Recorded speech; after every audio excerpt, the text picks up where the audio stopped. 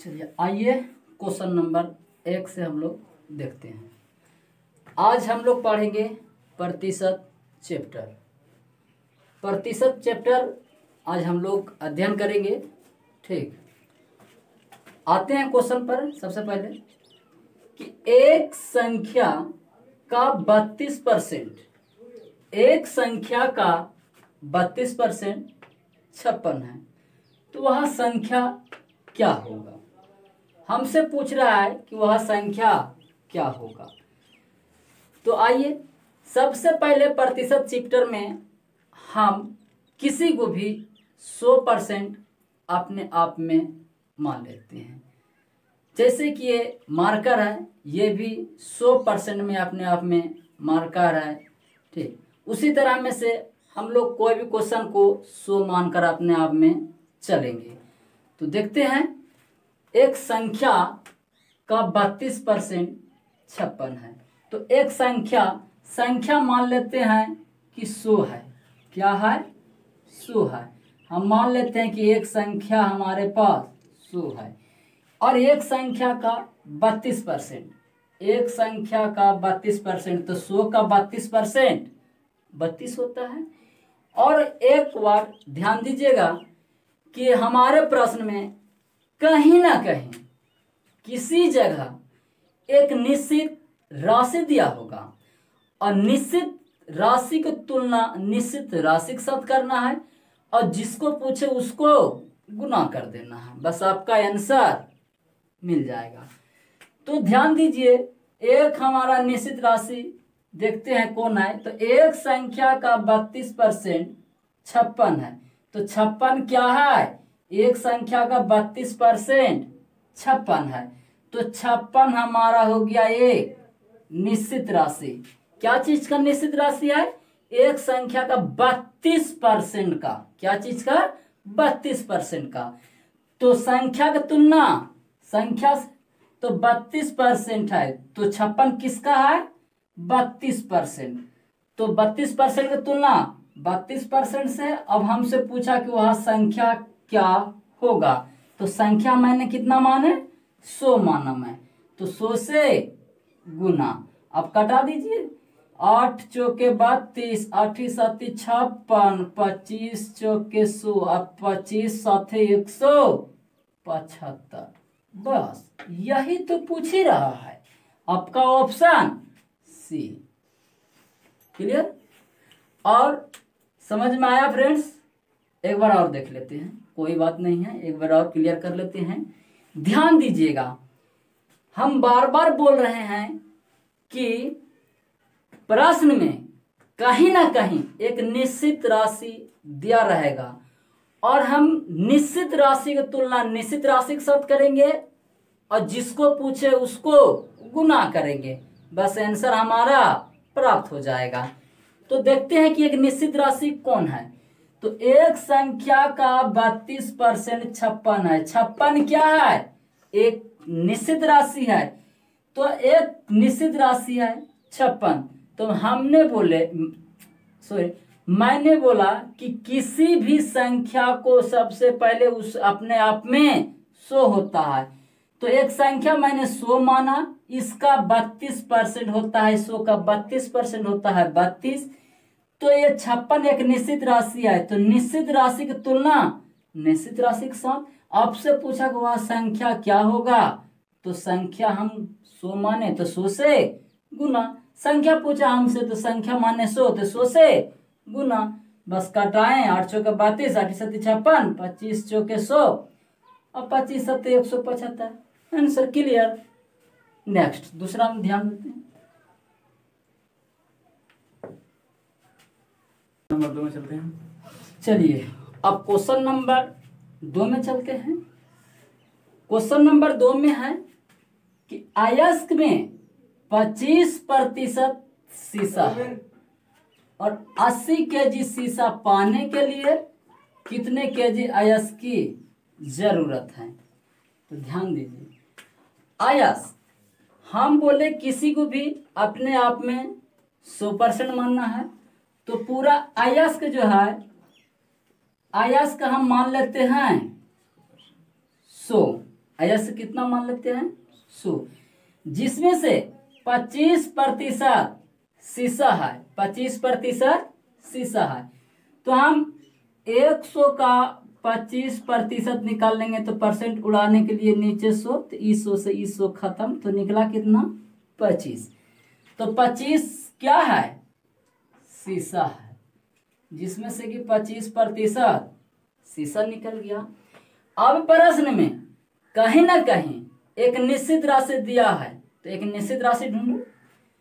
तो बोल रहा है 80 केजी शीशा पाने के लिए, 80 केजी शीशा पाने के लिए, ये क्या है एक निश्चित राशि है।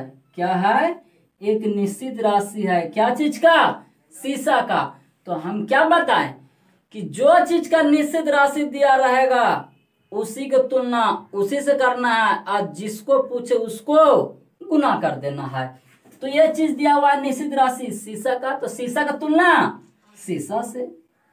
और आपसे पूछ रहा है क्या कि कितने केजी अयस्क की जरूरत है, तो हमसे अयस्क पूछा तो अयस्क से गुना, तो कितना से गुना 100 से गुना।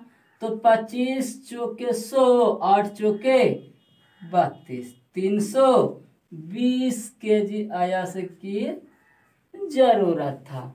समझ में आया फ्रेंड्स? एक बार और देख लेते हैं, बारीक से समझ लेते हैं, ध्यान दीजिए। अयस्क में 25% शीशा है, तो अयस्क मैंने मान लिए कि 100 है, 25% क्या है इसमें शीशा है। तो 100 का 25% हम निकाल लिए तो 25 आया, तो शीशा कितना निकल गया 25 निकल गया। अब आगे बढ़ते हैं। 80 केजी शीशा पाने के लिए कितना केजी अयस्क की जरूरत है। तो 80 केजी क्या है एक निश्चित राशि है, तो निश्चित राशि जो चीज के दिया हुआ है उसी की तुलना उसी के साथ करेंगे, और जिसको पूछे उसको गुना करेंगे। तो यह शीशा का दिया हुआ है एक निश्चित राशि, तो शीशा का तुलना शीशा से किए। हमसे पूछा अयस्क, तो अयस्क से गुना किए, तो अयस्क को गुना किए तो इस तरह से किए कि 25 चौके 100, 8 चौके 32, 320 केजी अयस्क। तो आपका ऑप्शन में कौन है, तो ऑप्शन नंबर डी आंसर सही है।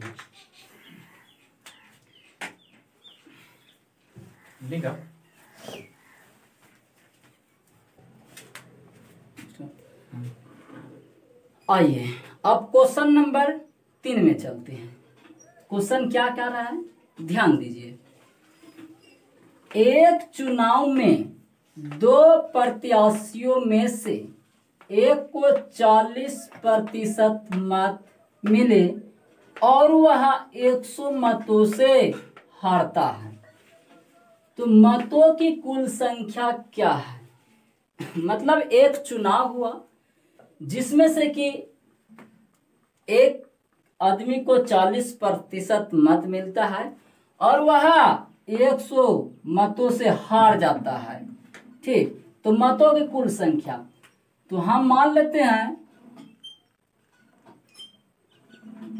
मतों की कुल मतों की संख्या 100 है। कितना है 100 है, जिसमें से एक को 40% मिला, एक को 40% मिला, तो 100 का 40% होता है, परसेंट उड़ा देंगे तो 100, तो इधर हो गया 40। तो एक को 100 का 40% 40 होता है। जब एक को 40% मिल गया तो दूसरे को कितना मिलेगा, तो बोलेंगे कि 60% मिलेगा। आप बोल रहा है क्वेश्चन कि एक को 40% मत मिले और वह 100 मतों से हारता है। यह एक निश्चित राशि हो गया कि वह 40% मत मिलता है और वह 100 मतों से हार जाता है। तो हार और जीत तो दो ही प्रत्याशन होता है। तो ध्यान दीजिए 40% इसको मत मिला और वह 100 मत से हार जाता है, तो हमारे अनुसार यहाँ कितना मतों से हार जाता है तो 20 मतों से हार जाता है। तो यहाँ जो है 100 मतों से हारता है, तो हमारे अनुसार 20 मतों से हारता है। तो हारा हुआ का तुलना हरा के साथ, तो कितना मतों के अनुसार, उसके अनुसार 20, तो हमारा सॉरी उसके अनुसार 100, तो हमारा अनुसार 20। आपसे जो पूछे उसको गुना करना है। तो आपसे पूछा कि मतों की कुल संख्या क्या है, तो मतों की कुल संख्या हम माने कितने, तो 100, तो 100 को गुना करना है। तो 20 पंचे 100, तो 100 गुना 5, सीधे 500 मत का वोट था। ओके, समझ में आया दोस्तों? एक बार और देख लेते हैं।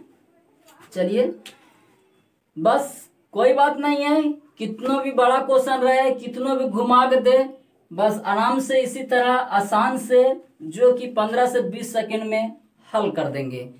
डरना की बात नहीं है, आप लोग धैर्य बना कर रखें और हमारे YouTube चैनल में जो है SK मैथमेटिक्स में लाइक और शेयर जरूर करें। लाइक और शेयर तभी कीजिएगा जब आपको पसंद आए। ठीक, आगे ध्यान दीजिए। एक चुनाव में 2 प्रत्याशियों में से एक को 40% मत मिले, तो हम कुल मतों की संख्या 100 माने, जिसमें से कि 100 का 40%, 40वां जो आपको यहाँ निकाले। जब पहला प्रतिशत एक को 40 मिला, तो दूसरे को कितना मिलेगा, 60 मिल जाएगा। 100 में से 40 घटा दिए, 60 मिल गया। ठीक, अब बोलता है कि वहां जिसको 40% मत मिलता वह 100 मतों से हारता है। तो ये क्या हो गया, एक निश्चित राशि हो गया। तो निश्चित राशि की तुलना निश्चित के साथ करेंगे। तो देख रहे हैं, इसको 40 मिला, इसको 60 मिला, तो ये जो है 100 मतों से हारता है, हमारे अनुसार 20 मतों से हार जाता है। तो हारा हुआ का तुलना हारा के साथ कर दिए। अब पूछ रहा है मतों की कुल संख्या क्या है, तो मतों की कुल संख्या 100 है, तो 100 से गुना, कट छट के 500 आंसर। ओके दोस्तों, ठीक।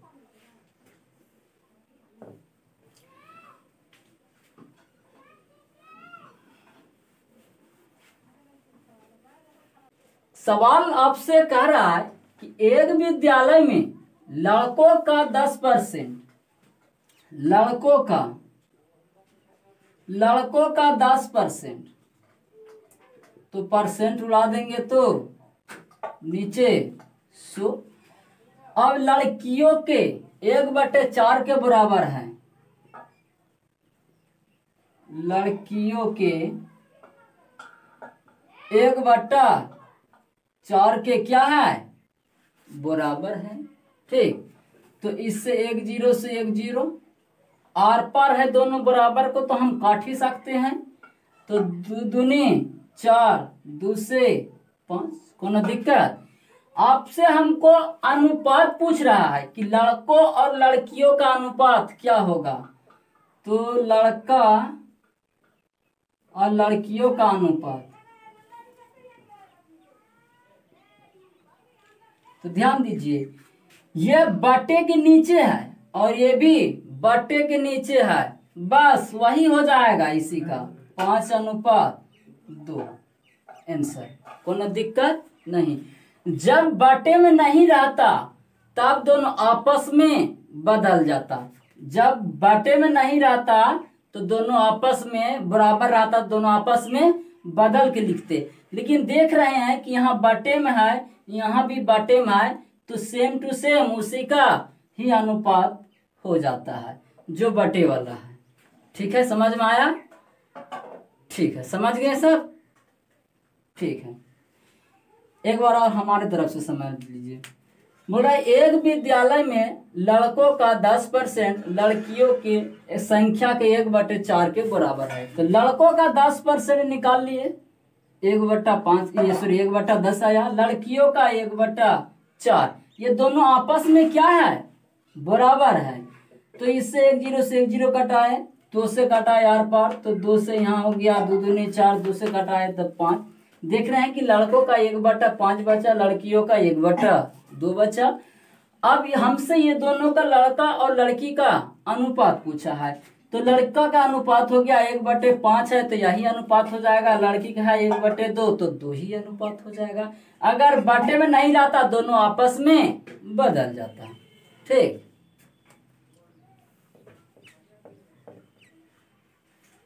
तो आप लोगों का स्वागत है। क्वेश्चन नंबर 5 में देखते हैं हम लोग क्या कह रहा है क्वेश्चन। 100 रुपये की एक वस्तु की कीमत, 100 रुपये की कोई वस्तु है, उसका कीमत पहले 10% बढ़ा दी जाती है। पहले क्या करता है, 10% बढ़ा दी जाती है, तत्पश्चात 10% और बढ़ा दी जाती है, तदनुसार कुल वृद्धि कितने रुपया की हो जाती है। तो हम मान लेते हैं कि 100 रुपया की तो वस्तु की कीमत है पहले, तो वस्तु की कीमत 100 रुपया है। कितना है, 100 रुपया है। तो 10% पहले 10% बढ़ा देते हैं। तो अपने आप में कोई भी चीज 100% होता है, तो 100% होता है अपने आप में, तो 10% बढ़ाएंगे तो कितना हो गया, 110%। 110%, तो यही परसेंट उड़ा देंगे तो नीचे 100, इससे 100 कट गया। ठीक, तो बचा कितना, 110 रुपया। फिर आगे बढ़िए, बोल रहा है तत्पश्चात जब 110 रुपया बढ़ जाने के बाद तत्पश्चात 10% और बढ़ा दी जाती है, तदनुसार कुल वृद्धि कितने रुपया की हो जाती है। इसमें फिर 10% बढ़ाने के बाद बोल रहा है, तो इसमें 10% बढ़ा दीजिए।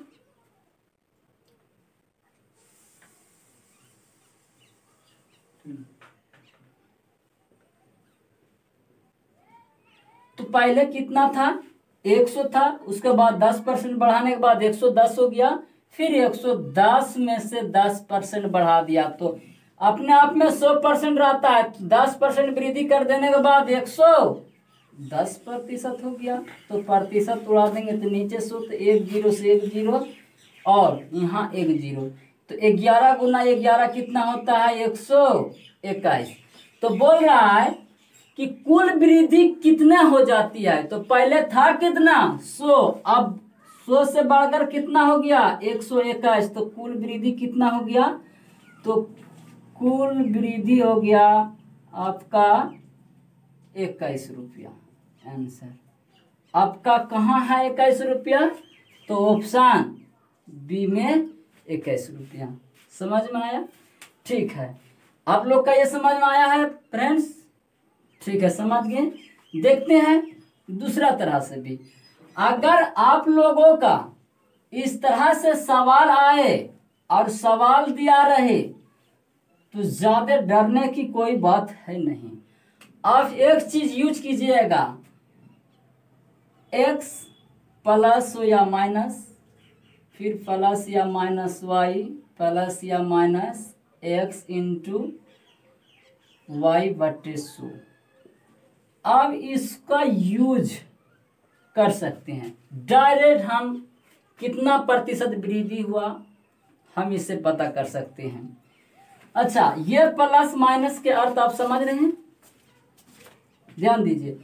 ये प्लस और माइनस का अर्थ होता है कि अगर कोई चीज, जैसे यहाँ क्वेश्चन पर देखिए कि वस्तु कीमत पहले 10% बढ़ा दी जाती है, बढ़ा दी जाती है मतलब पॉजिटिव हो रहा है, तो 10% तो प्लस, फिर उसके बाद बोल रहा है फिर 10% बढ़ा दी जाती है तो प्लस, अगर कहीं कमी पूछे तो कमी के लिए माइनस, अगर बढ़ा रहा है तो प्लस, कमी पूछे तो माइनस।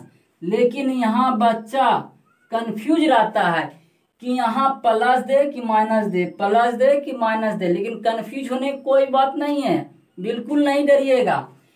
आपसे अगर यहाँ प्लस रहे, यहाँ भी प्लस रहे, तो प्लस प्लस क्या होता है, प्लस होता है, तो प्लस को चिन्ह देना है।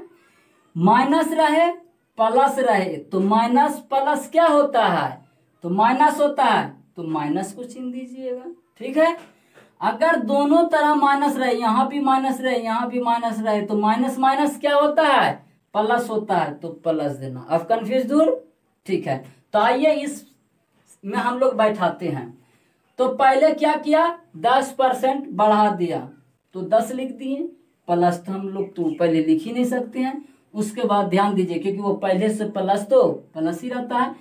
तत्पश्चात 10% और बढ़ा दी जाती है, तो 10% बढ़ा दी जाती है, बढ़ा देने का मतलब प्लस कितना, 10%। तो यहाँ सॉरी प्लस और प्लस क्या होता है, प्लस होता है, तो यहाँ क्या चीज का चिन्ह देंगे, प्लस का चिन्ह देंगे। अब एक्स वाई, एक्स कितना माने 10, वाई भी कितना माने थे तो 10 है, तो और यहाँ बटे 100, तो 1 0 से 1 0 और 1 0, 1 गुना 1 बचा कितना, 10 10 20 और 1 21 हो गया। तो 10 और 10 20 और प्लस 1, तो टोटल 21। तो हम बोल सकते हैं कि 21 वृद्धि हो गया। दूसरा नियम से भी आप लोग समझ में आ गया। ठीक है,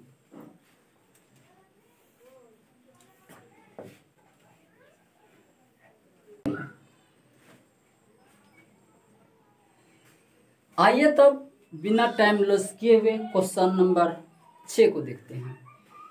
एक टेस्ट में सफल होने के लिए किसी को 38% अंक प्राप्त करना जरूरी है। सफल होने के लिए उसको 38% अंक प्राप्त करना जरूरी है।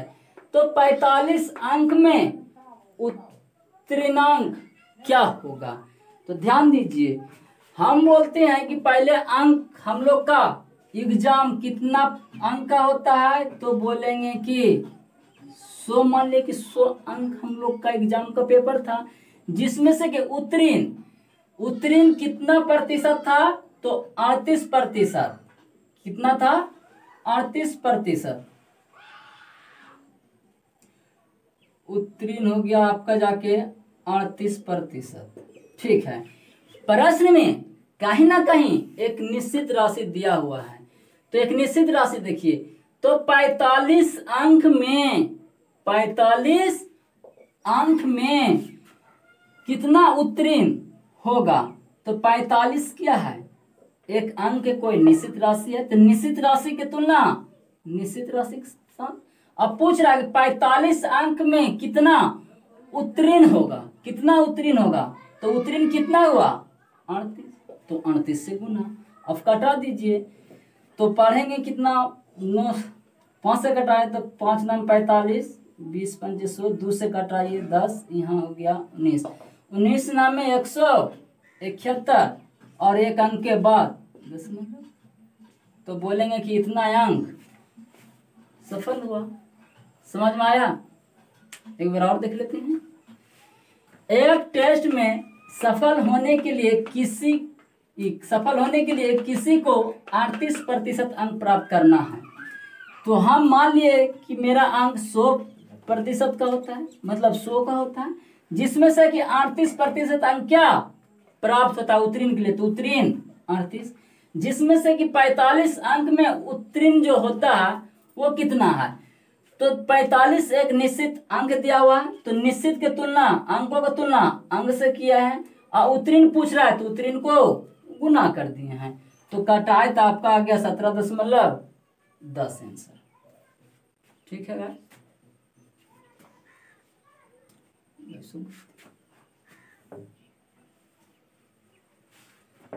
कुछ नहीं। आइए क्वेश्चन नंबर 7 को देखते हैं। क्वेश्चन कह रहा है कि एक कार्यालय में 40% महिला कर्मचारी है और उनमें से 40% महिला और 60% पुरुष ने मेरे पक्ष में मतदान किया।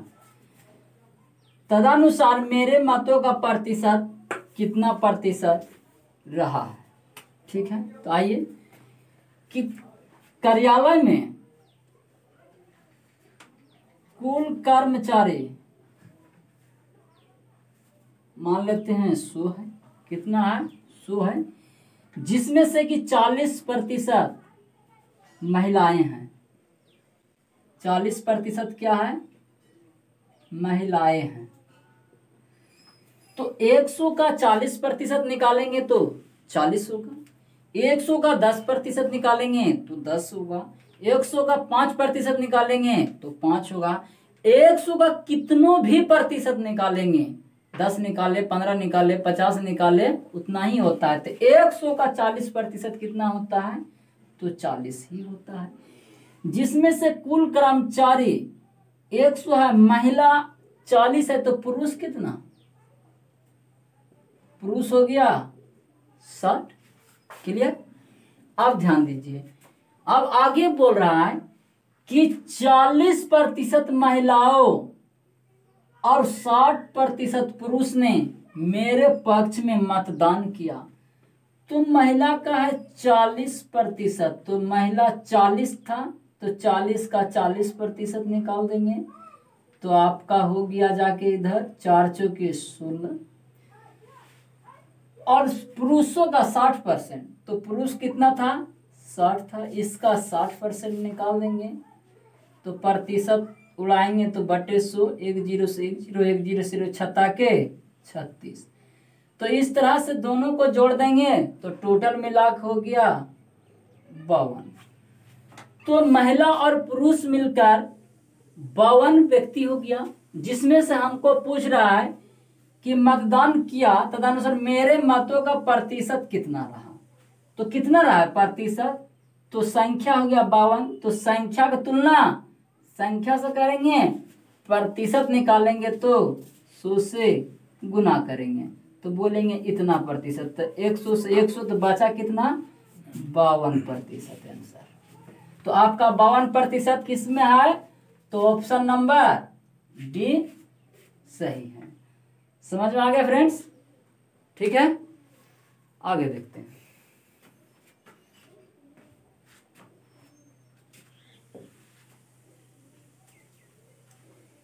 कहीं भी किसी को दिक्कत हो, मेरा व्हाट्सएप नंबर है 9631050607 पर बता दिए गए हैं, उसी टाइप से ये भी बनेगा। इससे ज़्यादा घबराने की कोई बात नहीं है। जो आपको याद नहीं है तो फिर से याद दिला देते हैं कि किस पर बैठाना है।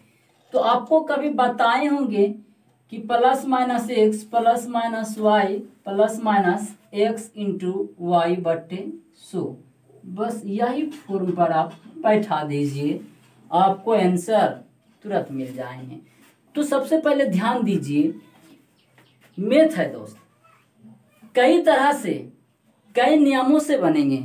ये नहीं कि सिर्फ यही नियम, बहुतों नियम से बनते हैं, लेकिन हम ज़्यादा से ज़्यादा अधिक मात्रा में सोचते हैं कि मेरा टाइम कैसे बचे। 100 नंबर के क्वेश्चन पूछता है, हमें समय मात्र 90 मिनट ही देते हैं, तो इसलिए आप समय बचा लीजिए मैथ पर भी। तो कैसे समय बचाएं, तो ध्यान दीजिए, इससे आसान और कहीं नहीं मिलेगा। आइए देख रहे हैं कि इस फॉर्मेट पर कैसे बैठाना है कि चीनी के मूल्य में 25% की वृद्धि, 25% की वृद्धि, तो वृद्धि मतलब प्लस, कोई व्यक्ति उस पर खपत आने वाले खर्च को कितने प्रतिशत से बढ़ाया घटा दे कि उसकी खपत 20% बढ़ जाए मतलब प्लस।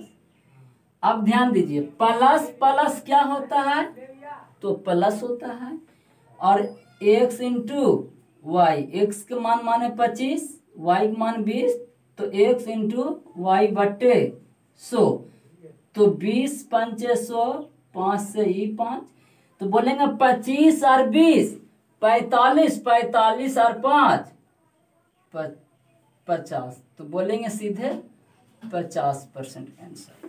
तो आपका ऑप्शन नंबर बी। समझ में आया फ्रेंड्स, ठीक है, आ गया ना, ठीक है सर। नहीं आया तब मारेंगे सारे कभी हैं। क्वेश्चन नंबर 9 में क्वेश्चन क्या कर रहा है, बारीक से समझिए और पढ़े। बोल रहा है किसी परीक्षा में 65% छात्र सामाजिक विज्ञान में उत्तीर्ण हुए और 60% छात्र इतिहास में उत्तीर्ण हुए।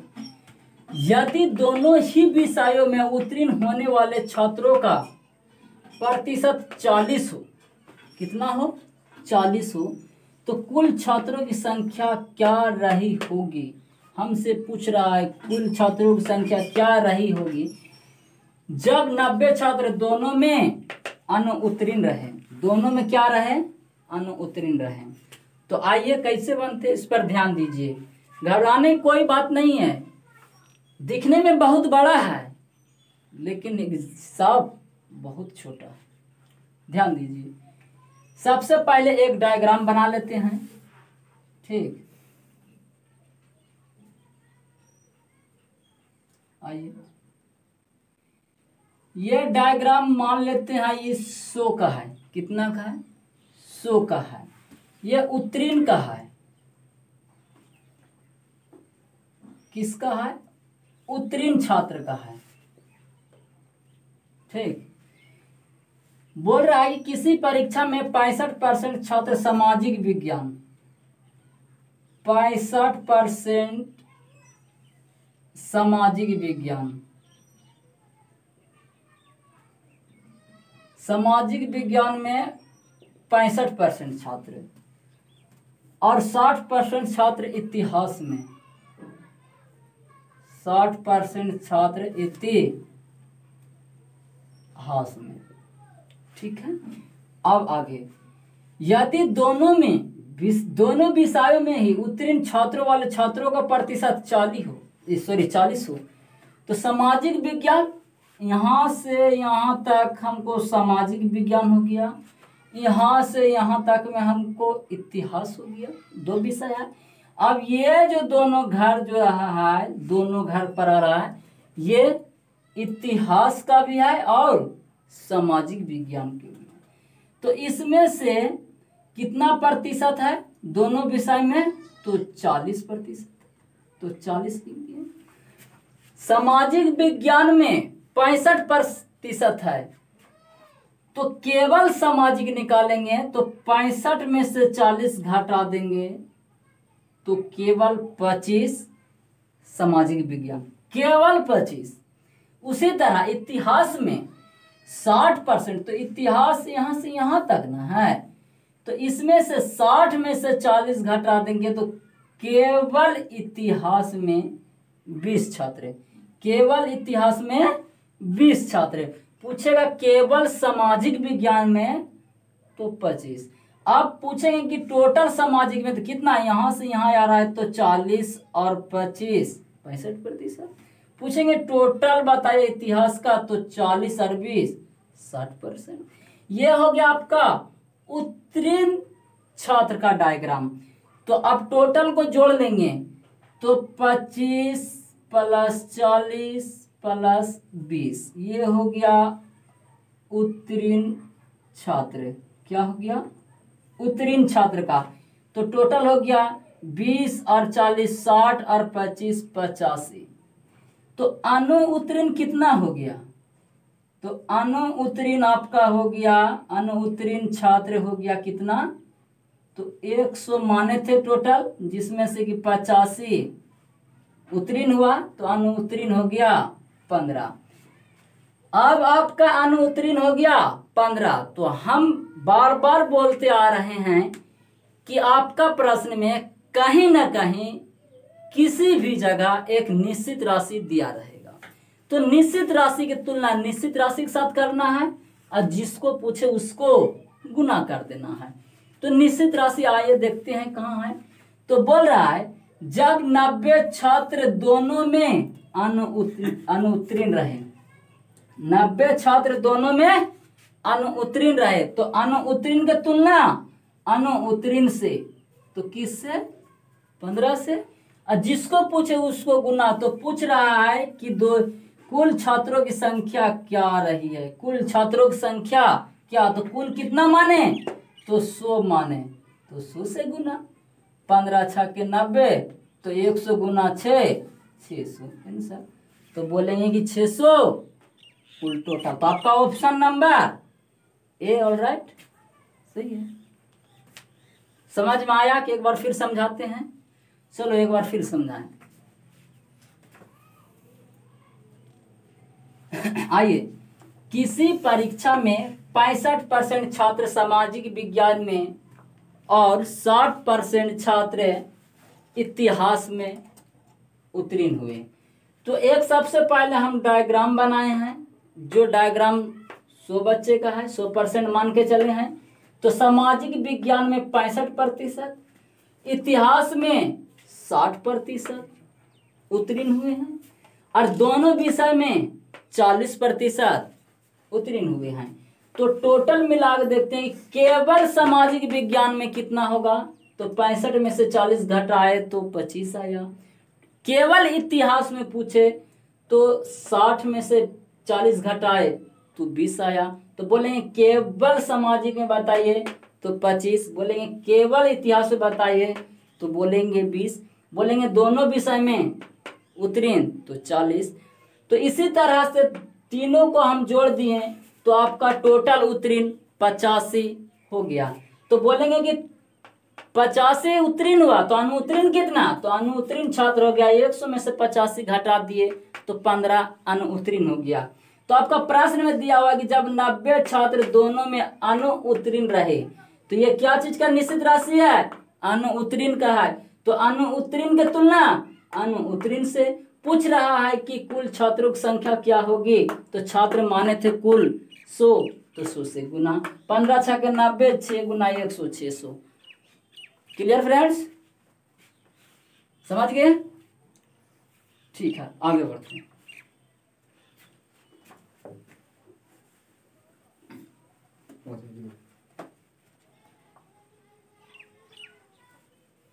या 75